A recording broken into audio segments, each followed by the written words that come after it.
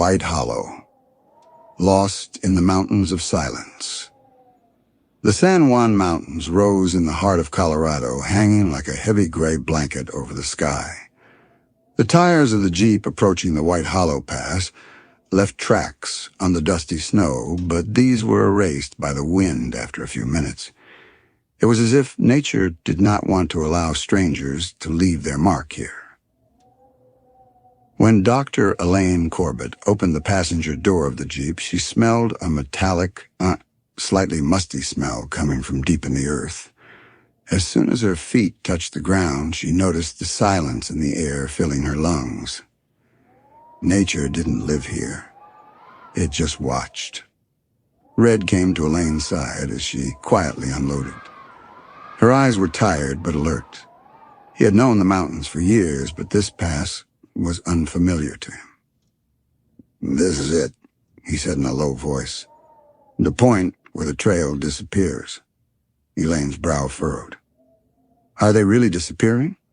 Is the snow covering them? Is the wind blowing them away?" Red shook his head. No. They don't disappear. It's like they hit a wall. The footsteps, walking straight, suddenly stop. There's no trace, no forward, no backward. They just end." Elaine turned and looked around the campsite. Sarah Minters was taking out her camera and setting up her tripod, carefully recording every movement. Leo Carter was checking maps and elevation with a small tablet he'd pulled from his pack, and Nathan Brooks was buried in a notebook, his hands shaking. The old yellow dog-eared notebook. It belonged to his grandfather. Nathan spoke without looking up. The team that came here in 1963 was tracked for 10 days. Last message, "Weather good. We're landing." Then, silence. Elaine approached, knelt down, and looked through the notebook. The pages were dry and brittle, like memories scratched by time. But one page was particularly striking. In the upper left corner, 3 circles were drawn in charcoal, intertwined circles. A small dot in the center. "What is this?" asked Elaine. Nathan shrugged. "My grandfather never explained it. But this is the last sentence he wrote. The night is quiet, but I feel someone else is with us." Elaine sighed. Maybe he was paranoid. Mountains can do that to a person. But Red shook his head from side to side. "No, there is no paranoia in this pass. Here you only realize the truth too late." First night. The sun was setting when the camp was set. The sun retreated, leaving no redness behind the mountains, as if averting its eyes in shame. The snow looked more gray, not whiter. The trees did not block the wind with their trunks, but listened to it, as if each one was eavesdropping. When the fire was lit, the crackling rose as if in defiance of the night. But no one talked much. Everyone's mind was elsewhere. Leo looked at the tablet in his hand. "The GPS isn't working. The compass has gone crazy. North is spinning all the time." As Elaine turned the new pages of the notebook, she heard a whisper. Very short, but distinct. Sarah was still recording. She spoke through the lens. "I have a feeling we'll record the first scream tonight, not the story, but her voice." "What does that mean?" asked Elaine. Sarah answered without taking her eyes off the viewfinder. "In every story there is a scream. No one tells it, but it is heard. It hits in the side of the brain, seeps into dreams. This is a story too, and that scream is still here." At that moment, there was a sound. Deep in the mountain, in the snow-covered valley, sounded like an animal scream, but much longer, and it ended like a human moan. The flame trembled for a moment. They knew it wasn't the wind. Red jumped to his feet. He fixed his eyes on the trees. That sound. Elaine took the binoculars. But darkness seeped even through the optical lenses. Distance was no longer a direction, but an unknown. Sara turned the camera, kept recording, but then she stopped. "Strange," she said. "I started recording, but the image is distorted. It's like someone passed in front of the lens." Leo stood up too. "This place could be projecting. Sound, light, even time. This area could be a geomagnetic front." Red spoke softly. "No, it is not nature that bends time.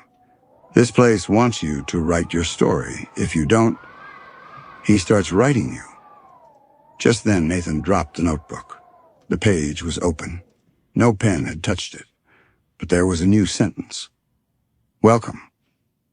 And below it another line appeared. "Who wants to disappear first?" As night fell on the gorge, a strange silence fell. It was such a silence, as if the forest itself had held its breath. There was no wind, no animal sounds. The snow lay like a silent shroud covering the earth. It was as if even time didn't dare to walk here. Elaine was on camp watch. The fire was already out, and the others had retreated to their tents. But the restlessness inside her had not subsided. She stared at the blackness of the tents, feeling that something was wrong. This feeling was like a stone in his throat. He didn't know why, but somewhere deep inside something was stirring, whispering what was coming. A crackling, very faint, like someone walking on snow. At first he thought it was just a passing sound, but the uneasiness inside him was now replaced by a watchful fear. He stood up quietly.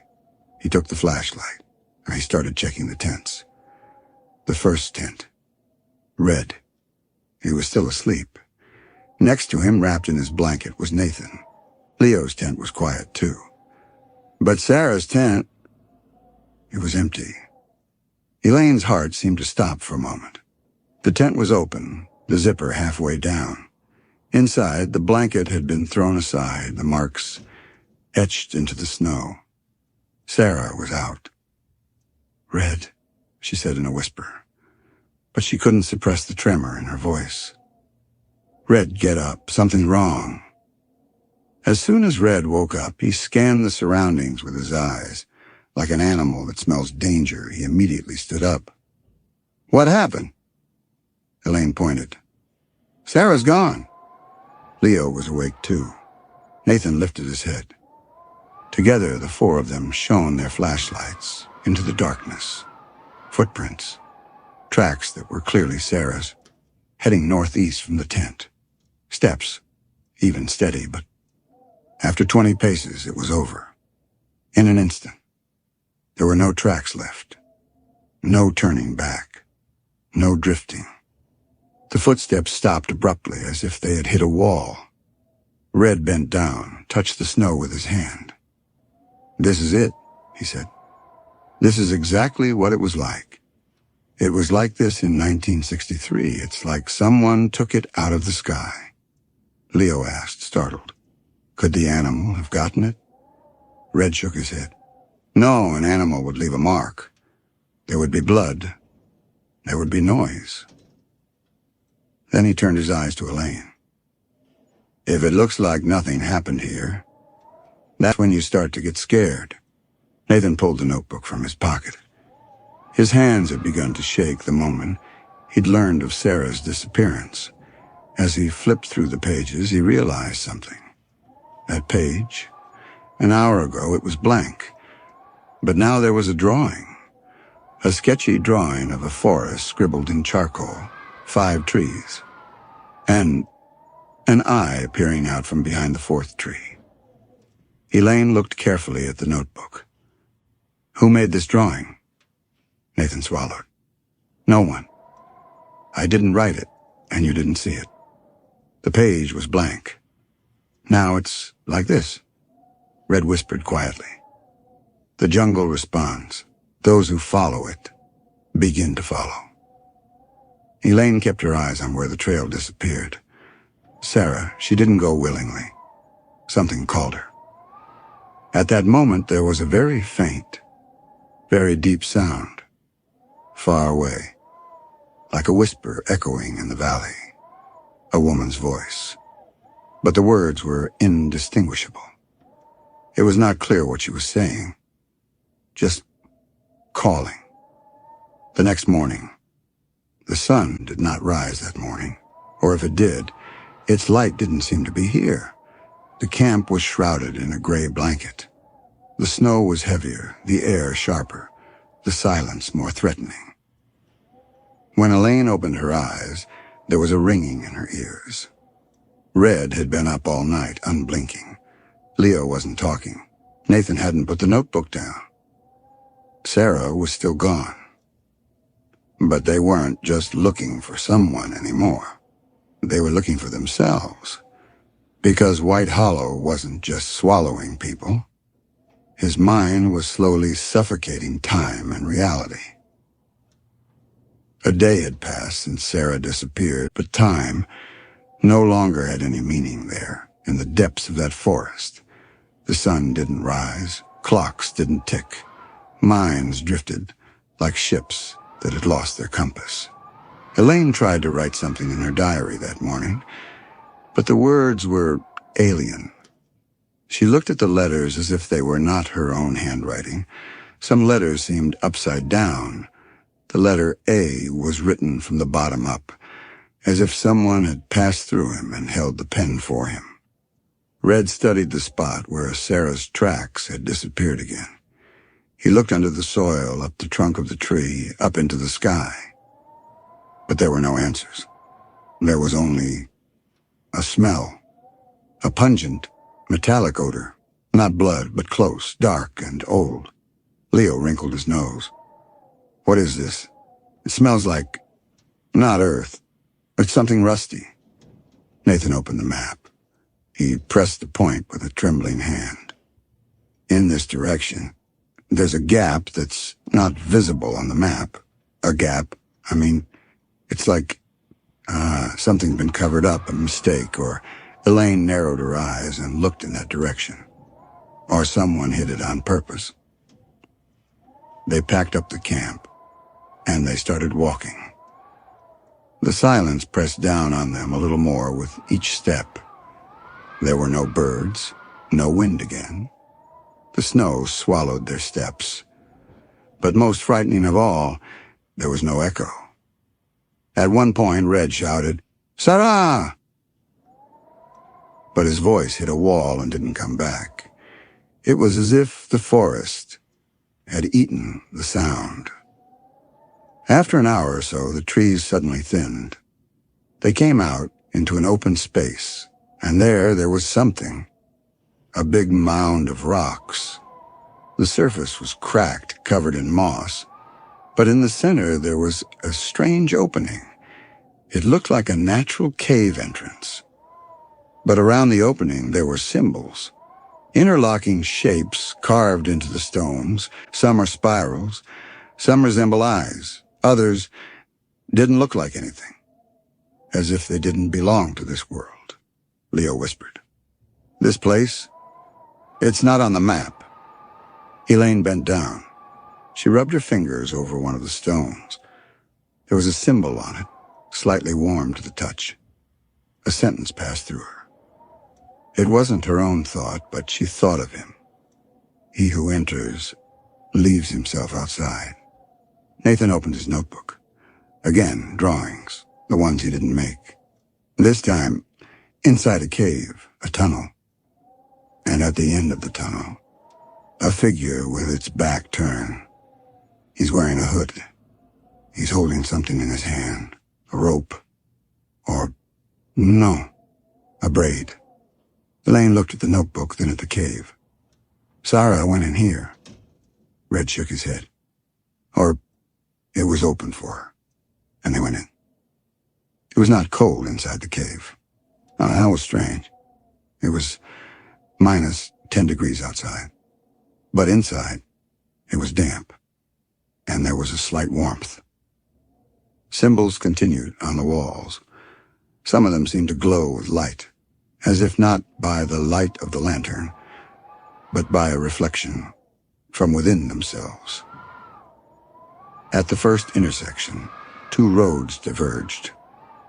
The tunnel on the left was narrow, dark, and crooked. The one on the right was wide, but the walls were not stone, but leather. Elaine looked to the right. This is not stone. Red ran his hand along the wall. The place he touched moved for a moment, and like he took a breath. "Let's not leave here," he said. "This place feels alive." They decided to take the left. As the steps grew longer, the symbols on the walls began to change. First meaningful geometries, then jumbled lines, and finally letters. But it wasn't English. It was written in the Latin alphabet, but none of the words looked familiar. Nathan whispered a word he was reading. Anazeth. At that moment, there was a gasp from inside the cave.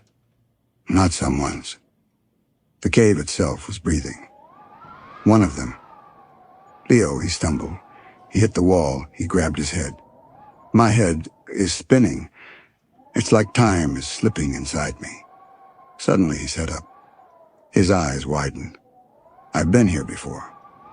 Elaine asked fearfully, "What are you saying?" "It's our first time here." Leo shook his head. "No, I remember. That stone, that crack on that symbol. I was here in my dream. Every night I walked through this tunnel." Red shone his flashlight further. Something moved in the darkness. A shadow. Something that didn't move, but its presence was felt. Elaine put her hand on Nathan's arm. "Do you see it? Is there someone there?" Nathan didn't answer, because his eyes were fixed on his own notebook. On the new page of the notebook, there was only this sentence: "If you want to go out, say goodbye to yourself first." Time was dissolving inside the cave. The footsteps no longer covered distance, but only echoed. Everyone's breath was short and their minds were blurred. Leo was at the front. He slowed down, then he stopped. Suddenly he turned around. His face, it was as if it belonged to someone else now. His eyes were completely glazed, and his voice, hoarse, unrecognizable. "You're very late." Elaine stepped back. "Leo, what are you saying?" But Leo didn't answer. He bowed his head. And then he spread his arms wide and touched the walls of the cave. The walls responded. A hum rose from the crevice, and in that hum, a whisper. Sara's voice. Begging, crying, but not echoing through something else. "Help, I am here," Nathan shouted. "Sara! Sara!" Leo's body trembled. Slowly he fell to his knees. He started to cry. But not tears. A black liquid was running down his cheeks. Red grabbed him by the shoulders. "Snap out of it, Leo! This isn't you!" Elaine stepped forward. She shone the flashlight deep into the cave. And there, a passage, an opening in the wall, almost invisible, stretching like a pitch-black curtain. And in the center of it, Sara. But in a completely different form. Her eyes were white. Her hair was in the air as if she were underwater. Her clothes were torn, her skin pale, almost transparent. Elaine's voice trembled. "Sara." Sara looked up, but her look was unfamiliar. Her voice, it was made up of multiple voices. He took my name. Now he wants to take your name." Red pulled out his pistol. "We're going to get Sara back. I'll do whatever it takes." But the cave wouldn't let him. The floor began to tremble. Symbols began to burn off the walls one by one. One of them, Nathan's notebook, Anazeth. At that moment, Leo stood up. His face was still another face. And he spoke. "Anazeth is not an entity, it's an oath. He who sees cannot tell. He who tells is lost. He who seeks cannot become." something became clear in Elaine's mind. This place was not a portal but a mirror, a place where people could stare at themselves, see the most horrible parts of themselves in front of them. Sara had looked at her weakest moment and she was lost. Elaine slowly put down the flashlight. She walked forward, to the heart of the cave, in front of Sara. "I came to get her," she said, "and I won't let you take my name." When their eyes met, the darkness cracked. It was as if the whole cave had been the pupil of an eye, and now it blinked. There was no explosion, just silence. And then, Elaine found herself outside. Out in the open, the sky is gray. The snow is falling thinly. Red is in front of her, sweating blood but alive. Nathan, tired but with his eyes open. And Leo, with his own eyes, silent. And next to them, Sara, standing, pale, but herself. They hugged each other, silently. None of them spoke, because no one knew exactly what had happened. That cave was not a place you could leave behind. It stayed inside you. 1 year later, one day when Nathan returned home, someone slipped an elegant envelope under his door. Inside was just a piece of paper, just one word on it, Amazith. And underneath, a sentence that appears to be in Elaine's handwriting. "I left my name. Now it's your turn."